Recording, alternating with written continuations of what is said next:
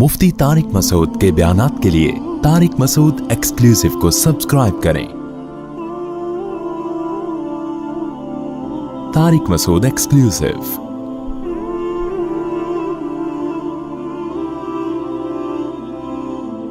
मैं आज की जो बात है उसको दो हिस्सों में डिवाइड करूंगा। पहली तो मैं तिजारत की फजीलत बयान करूंगा कि इस्लाम में कमाने का जो असल तरीका है वो बिजनेस है। फिर मैं बाद में बताऊंगा कि एक मुसलमान ताजिर में और एक गैर मुस्लिम में क्या फ़र्क होता है। तिजारत की फजीलत कुरान से भी साबित, अहादीस से भी साबित।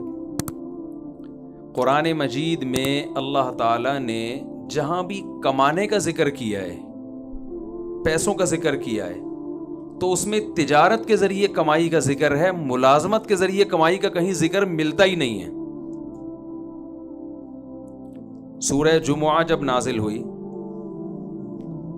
तो हुआ ये था कि रसूलुल्लाह सल्लल्लाहु अलैहि वसल्लम जुम्मे का खुतबा दे रहे थे।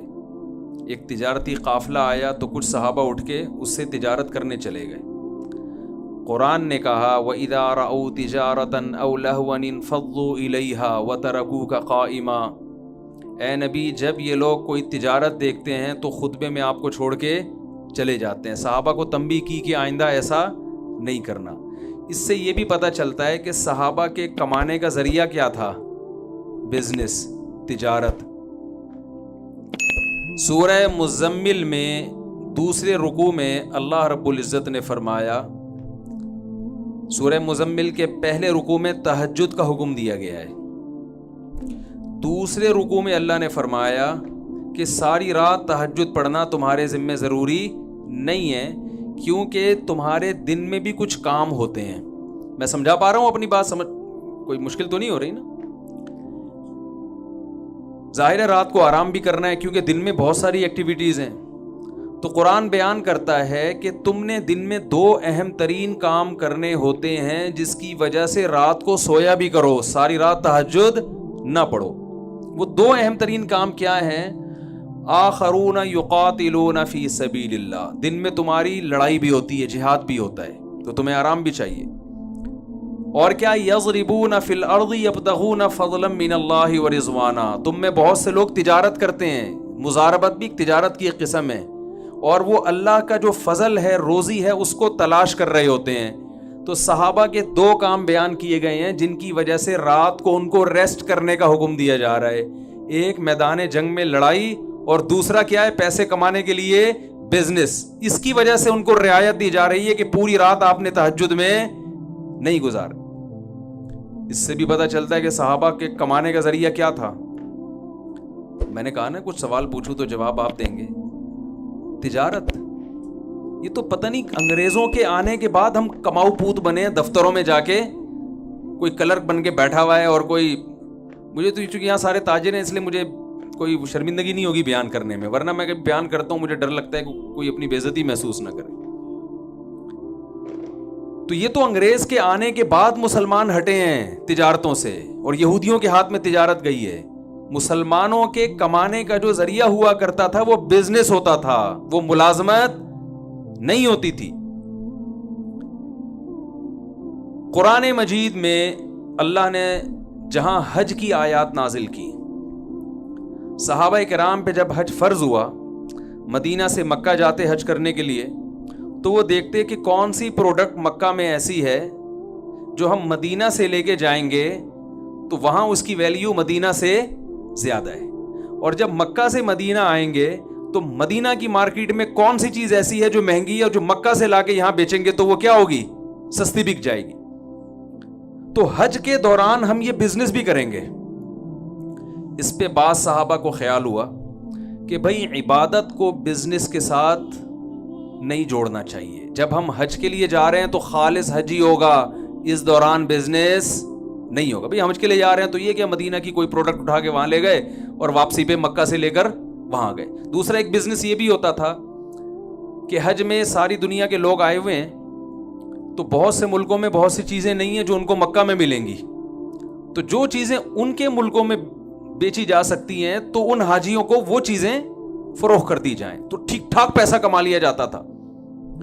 لیکن بعض صحابہ کو خیال ہوا کہ حج کو تجارت کے ساتھ نہیں جوڑا جا سکتا. میں آپ کی آوازوں کا انتظار کر رہا ہوں کہ کب آپ فل ان دا بلینکس کریں گے تو مجھے لگے گا اب آپ صحیح جاگ گئے. حج کو تجارت کے ساتھ نہیں جوڑا جا سکتا, اس لیے انہوں نے منع کیا. قرآن کی آیتیں نازل ہوئیں, لیس علیکم جناح ان تبتغوا فضلا من ربکم, تم پر کوئی گناہ نہیں ہے کہ جب تم حج کرنے جاؤ تو وہاں اللہ کی روزی تلاش کرو. یعنی جو تجارت تم کر رہے ہو اس میں کوئی حرج نہیں ہے, حج بھی چلے گا ساتھ ساتھ بزنس بھی چلتا رہے گا, اس میں کوئی گناہ نہیں ہے. اس کے بعد سے آج تک حج اور بزنس ساتھ ساتھ. بھائی ساری دنیا کے لوگ جمع ہو رہے ہیں تو اچھا ہے نا, مسلمان کو اگر بزنس کا بھی موقع مل رہا ہے تو ضرور کرو. اللہ نے فرمایا کوئی گناہ نہیں ہے, لیس علیکم جناح, کوئی حرج نہیں. گناہ سے بھی ہلکی چیز ہے حرج. بعض لوگوں کا تقوی کا معیار بہت اونچا ہوتا ہے, وہ کہتے ہیں ہم گناہ سے بھی بچیں گے اور ایسی چیز جو گناہ تو نہیں ہے لیکن ایک اچھی نہیں سمجھی جاتی, غیر اخلاقی سمجھی جاتی ہے, وہ اس سے بھی بچتے ہیں. تو اللہ نے یہاں فرمایا کہ صرف اس میں اسم نہیں کہ اسم گناہ کو کہتے ہیں, کہ تجارت حج میں کرنے میں گناہ تو دور کی بات, کوئی حرج بھی نہیں ہے, کوئی غیر اخلاقی غیر شائستہ حرکت بھی نہیں ہے. لوگوں کے تانوں, لوگ کسی کو تانا دینے کی تمہیں اجازت نہیں ہے کہ یار یہ کیا بات ہے, یہاں سے پاکستان سے چل کے مکہ جا رہا ہے تو اس نے کہا چلو یار مکہ میں عربوں کو یہ پروڈکٹ پاکستان کی سستی ہے تو وہاں لے جا کے بیچ دو, کوئی مسئلہ نہیں ہے اس میں, یا وہاں کی چیز یہاں لا کے آپ فروخت کر دیں. تو یہ آیت بھی کس کے بارے میں ہے؟ تجارت کے بارے میں. یعنی مال کمانے کے جتنے ذرائع قرآن میں ذکر ہو رہے ہیں, بزنس کے علاوہ کسی اور چیز کا ذکر ہو ہی نہیں رہا. اور چلتے ہیں ہم. جب رسول اللہ صلی اللہ علیہ وسلم کو اللہ نے عربوں میں نبی بنا کے بھیجا تو اللہ نے اپنی نعمتیں گنوائیں عربوں پہ کہ بھائی اللہ نے تم پر کیا کیا انعامات کیے ہیں. تو ان انعامات کا تقاضا یہ ہے, شکر یہ ہے کہ تم اللہ کے بھیجے ہوئے پیغمبر پر ایمان لے کر آؤ. ان انعامات میں اللہ نے ایک یہ انعام بیان کیا کہ تمہارے پاس بیت اللہ ہے, اللہ کا گھر ہے جس کے تم رکھوالے ہو. ساری دنیا تمہیں عزت کیوں دیتی ہے کہ تم بیت اللہ کی چابیاں تمہارے پاس ہیں, تو اس کی قدر کرو. اور اللہ نے کیا فرمایا, لِإِيلَافِ قُرَيْشٍ إِيلَافِهِمْ رِحْلَةَ الشِّتَاءِ وَالصَّيْفِ فَلْيَعْبُدُوا رَبَّ هَذَا الْبَيْتِ. اللہ فرماتے ہیں ہم نے قریش پر یہ احسان کیا ہے. وہ احسان میں بھی بتاتا ہوں. اس احسان کا تقاضا یہ ہے, اس کا شکر یہ ہے کہ اس گھر جو بیت اللہ تمہارے پاس ہے اس کے رب کی عبادت کیا کرو. اور احسان اللہ نے کیا بیان کیا, ایلافہم رحلۃ الشتاء والصیف. اللہ نے فرمایا اللہ نے تمہارے لیے تجارت کرنے کے لیے گرمیوں کے سفر کو بھی آسان کر دیا اور سردیوں کے سفر کو بھی آسان کر دیا. بھائی بعض جگہ تجارت سردیوں میں ہوتی ہے اور تاجر گرمیوں میں کیا کر رہے ہوتے ہیں, بیٹھے ہوئے ہوتے ہیں آرام سے, کہہ رہے ہیں یار ہماری جو پروڈکٹ ہے وہ گرمیوں میں سردیوں میں برف بکے گا. بھائی آپ برف کی دکان کھول کے بیٹھ گئے دسمبر میں, ٹھیک ہے نا, اور ٹائمنگ اس کی رات 12 بجے سے صبح 6 بجے تک, تو وہ بکے گی. ہر چیز کا موسم ہوتا ہے نا. تو اللہ فرماتے ہیں ہم نے تم پہ تجارت کے ایسے دروازے کھولے ہیں کہ تم شام کا سفر کرتے ہو بزنس کے لیے, گرمیوں میں بھی کرتے ہو اور سردیوں میں. کتنی بڑی اللہ نے نعمت کے طور پہ بیان کیا, کہا کہ تمہارے لیے بزنس کو ہم نے آسان کر دیا. اس آسانی کا شکر یہ ہے کہ اس گھر کے رب کی عبادت کرو. اس سے پتہ چلتا ہے کہ بزنس کسی کے لیے آسان ہو جانا اور بزنس کے لیے ٹریولنگ آسان ہو جانا یہ اللہ کی بہت بڑی نعمتوں میں سے ایک بڑی نعمت ہے. بہت مشکل ہے بات سمجھانا میرے لیے, آپ لوگ کی تو اللہ نے بڑی ذہانت دی ہے. تو اور ہم چلتے ہیں آگے تجارت کے بارے میں. ہم رسول اللہ صلی اللہ علیہ وسلم کی سیرت میں دیکھتے ہیں, آپ جب بھی مال کمانے کی مثالیں دے رہے ہیں تو تجارت ہی کی مثالیں دے رہے ہیں. ایک شخص آیا آپ صلی اللہ علیہ وسلم کے پاس بھیک مانگنے کے لیے, عرض کیا یا رسول اللہ پیسے چاہیے. آپ صلی اللہ علیہ وسلم نے فرمایا کیا تمہارے پاس کچھ ہے نہیں گھر میں؟ یعنی آپ صلی اللہ علیہ وسلم اسے بھیک سے بچانے کے لیے کمانے پہ ڈالنا چاہتے تھے. تو آپ یہ بھی کہہ سکتے تھے کہ جاؤ فلاں کے ہاں ملازمت کرو جا کے. آپ نے یہ نہیں فرمایا. فرمایا تمہارے پاس کچھ بھی نہیں ہے. انہوں نے کہا کچھ بھی نہیں. کہا کچھ تو ہوگا. وہ ایک پیالہ اٹھا کے لے آئے. آپ صلی اللہ علیہ وسلم نے فرمایا اس پیالے کو کون خریدے گا, کتنے میں؟ ایک صحابی نے کہا 1 درہم نے. آپ نے فرمایا کون ہے جو اس سے زیادہ میں؟ یہ بزنس باقاعدہ سکھایا جا رہا ہے. غلط تو نہیں کہہ رہا بھائی میں؟ جاب کی طرف رہنمائی نہیں کی جا رہی. کس کی طرف کی جا رہی ہے؟ بزنس. اور صرف ایسی گائیڈنس سید الانبیاء کہ بھائی تمہارے پاس کچھ بھی نہیں ہے تو آؤ ہم تمہیں طریقہ بتاتے ہیں, اس طریقے سے پیسے کمانا سکھاتے ہیں کہ بزنس بھی ہو جائے گا اور تم لوگوں کے سامنے ہاتھ پھیلانے سے بھی بچ جاؤ. آپ یہ کہہ سکتے تھے تمہارے گھر میں اگر برتن ہے نا اسی کو بیچ کے پیسے کمانا شروع کرو. وہ صحابی کہتے ہیں یا رسول اللہ وہ کھانے کی پلیٹ ہے, اسی کو اگر میں نے بیچ دیا تو میں تو اس جس برتن میں کھاتے ہیں وہ بھی غائب ہو جائے گا, تو کھاؤں گا کس؟ شاپر تو تھے نہیں نا اس زمانے میں, کھاؤں گا کیسے؟ اس کی رہنمائی کی جا رہی ہے. آپ صلی اللہ علیہ وسلم نے فرمایا کون ہے جو خریدے گا؟ ایک صحابی نے کہا 1 درہم. فرمایا 1 سے زیادہ میں کون خریدے گا؟ یہ نہیں فرمایا کہ سستے میں بیچ دو ہیں, 1 درہم میں دے دو اللہ کھلائے گا تمہیں, بلکہ 1 سے کم میں وہ آدھے میں لے رہا ہے وہ آدھے میں دے دو, سستا ترین کر کے بیچو. اس لیے کہ کھلانے والا کون ہے؟ اللہ. یقیناً اللہ کھلانے والا ہے. لیکن اگر نبی صلی اللہ علیہ وسلم اس موقع پہ یہ طرز عمل اختیار کرتے تو مسلمانوں پہ بزنس اور تجارت کا دروازہ بند ہو جاتا. بزنس تو بزنس ہے, اس میں جھوٹ بولنا جائز نہیں, بیوقوف بنانا جائز نہیں, لیکن بزنس کی ڈیفینیشن یہ ہے بھائی اپنی پروڈکٹ پہ کس طرح زیادہ سے زیادہ ارننگ ہو سکتی ہے, ایک دوسرے کی ضرورتوں سے کیسے فائدہ اٹھایا جا سکتا ہے. تو آپ نے فرمایا کون ہے جو اس سے زیادہ میں خریدے گا؟ صحابی نے کہا 2 درہم میں خریدوں گا. 2 درہم میں بیچ کے آپ نے ان کو 2 درہم پکڑائے. فرمائے 1 سے کھانا خریدو اور 1 سے کلہاڑی لو. وہ کلہاڑی خرید کے لائے, دستے مبارک میں لگایا. فرمایا جاؤ جنگل سے لکڑیاں کاٹ کے بیچو. انہوں نے اچھے خاصے پیسے جمع کر لیے, برتن بھی آ گیا, کھانا بھی آ گیا, صحیح ہے نا, اور اضافی پیسے بھی. تو کس کی طرف رہنمائی کی جا رہی ہے؟ وہی بھول گئے, بزنس کی طرف. صحابہ کرام میں ہم دیکھتے ہیں جتنے بڑے بڑے صحابہ تھے سارے تاجر تھے. آپ کا کیا خیال ہے اس زمانے میں جو جنگیں ہو رہی تھی جہاد میں, تو کیا ان میں مالی وسائل کی ضرورت نہیں ہوگی؟ میں ذرا آپ کو نا ایک ہمارے جامعۃ الرشید نے صحابہ کرام کے جو اثاثے تھے, جو بڑے مشہور صحابہ ہیں, ان کے اثاثوں کو باقاعدہ کیلکولیٹ کیا تھا تاریخی کتابوں سے نا, کہ ان صحابہ کے اثاثے کتنے تھے, بزنس کی بیس پر ان کے پاس کتنے مالدار تھے یہ. تو میں ذرا آپ کو وہ تھوڑی سی ایک جو ان کی تیاری ہے نا وہ میں آپ کو پڑھ کے سناتا ہوں.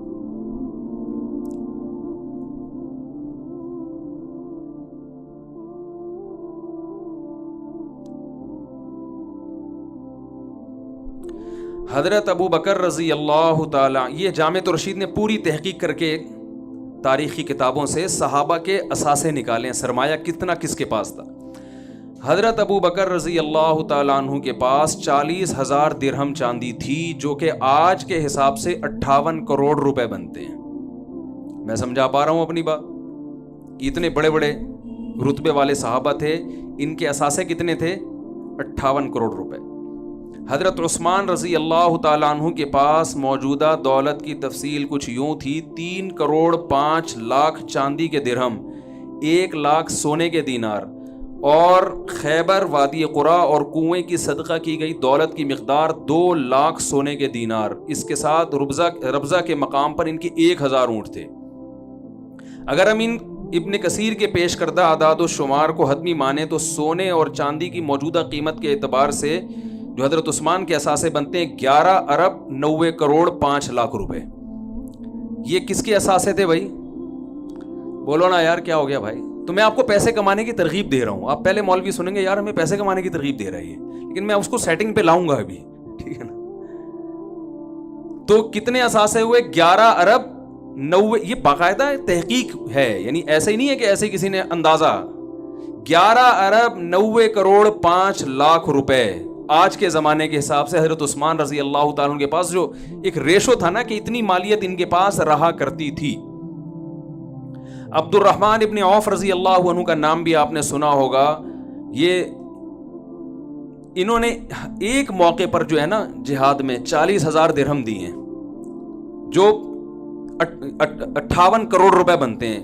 جس نے 58 کروڑ کا چندہ دیا ہوگا تو چندہ تو آدمی اپنی آمدن میں سے کچھ حصہ نکالتا ہے نا بھئی. ایسا تو نہیں ہوتا کہ آپ کی چندہ دے کے آپ خود چندے کے مستحق بن گئے تھوڑے دنوں میں, ایسا تو نہیں ہوتا نا. اپنی انسان جو ارننگ کا ذریعہ وہ تو سنبھال کے رکھتا ہے نا. تو حضرت عثمان رضی اللہ تعالیٰ عنہ نے میدان جہاد میں ایک مرتبہ جو چندہ دیا اس کی تعداد کتنی تھی؟ میں چندہ نہیں مانگوں گا آپ سے, بے فکر رہیں. آپ کہیں اچھا بھی ہمیں یہ بلوا کے نا آہستہ آہستہ لائیں گے کہ اب آپ بھی کچھ 2-3 کروڑ نکالیں. تو 58 کروڑ روپے حضرت عثمان نے کیا دیا؟ چندہ. ایسے بہت سارے صحابہ ہیں, یہ پوری ان کی جو ہے تحقیق لکھی ہوئی, میں پڑھوں گا تو کافی ٹائم ہو جائے گا. جتنے بڑے بڑے محدثین ہیں وہ سارے کیا تھے؟ تاجر. خود رسول اللہ صلی اللہ علیہ وسلم نے نبوت سے پہلے کمانے کا جس چیز کو ذریعہ اختیار کیا وہ کیا تھی؟ تجارت. آپ نے پوری زندگی تجارت کی. ہاں بکریاں چرائی ہیں, وہ ملازمت تھی.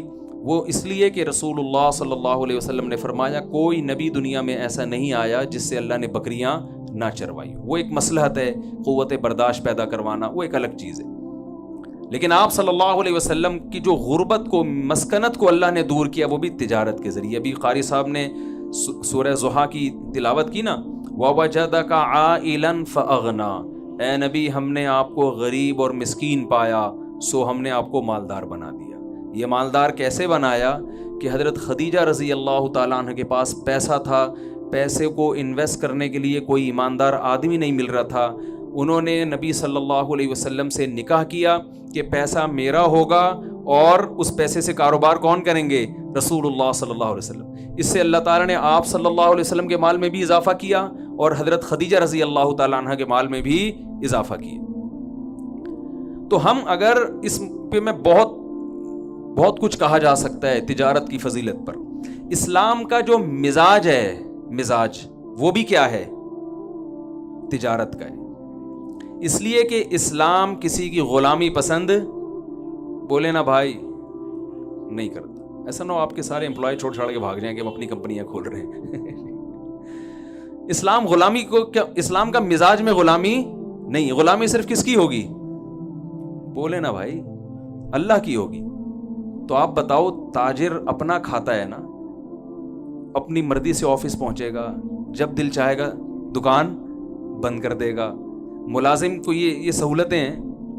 بلکہ دفتروں میں جو آج کل حالات چل رہے ہیں نا, اس میں تو آپ کو پتہ ہے کہ باس کو مکھن لگانے کے علاوہ کوئی اور کام ہوتا ہی نہیں ہے. پیٹھ پیچھے بیٹھ کے صبح سے شام تک برائیاں کرتے رہیں گے اس کی. جیسے ہی آئے گا تو سر کیونکہ اس کو پتہ ہے نچوڑ تیل کہاں سے نکلے گا, اسی کنویں سے نکلے گا. تو اسلام کے مزاج میں کیا ہے؟ سر اٹھا کے جینا. یہ تاجر تو سر اٹھا کے جی سکتا ہے, ملازم سر اٹھا کے نہیں جی سکتا.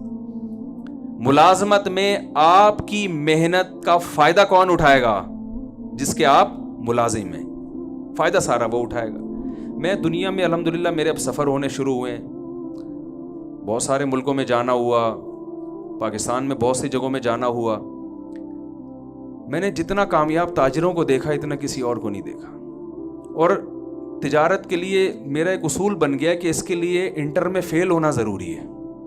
یعنی اتنے میں نے تجربے کیے نا کہ جس کو بھی میں نے دیکھا نا کروڑوں اربوں میں کھیل رہا ہے, وہ اسکول کا بھاگا ہوا ہے. معذرت کے ساتھ شاید میرا تجربہ غلط ہو. ابھی سیالکوٹ میں ایک تاجر ہیں, انہوں نے بہت اللہ نے ان کو نوازا ہے, ایکسپورٹ ہوتا ہے ان کا مال, بہت کروڑپتی آدمی ہے. میں پچھلے ہفتے سیالکوٹ میں تھا تو کسی ہوٹل میں ہم ٹھہرے ہوئے تھے, وہاں اتفاق سے کراچی کے ایک تاجر کی ملاقات ہو گئی. وہ کراچی کی اردو جب ہم نے بولی تو وہ ایک دم کان کھڑے ہو گئے, یار یہ کراچی کی اردو کا لک کہاں سے آ رہا ہے. وہ فوراً مڑ کے میری طرف آئے تو کہہ رہے ہم تو آپ سے اڑے تڑے بھی ہم نے لیاری سے سیکھا ہے, ٹھیک تو آپ تو ہم کب سے آپ کو تلاش کر رہے ہیں. اب وہ جو سیالکوٹ کے اصل تاجر تھے وہ بھی, یہ کراچی والے بھی, یہ امریکہ سے آئے ہوئے تھے, امریکہ میں بزنس کر رہے ہیں. میں نے دونوں کی کوالیفیکیشن پوچھی تو کوئی بھی انٹر سے آگے نہیں بڑھ سکا. اور ان کی کامیابی کی وجہ یہی تھی کہ وہ انٹر سے آگے, بولے نا بھائی, نہیں بڑھ سکے. اگر وہ پڑھ لیتے تو بھائی آخرت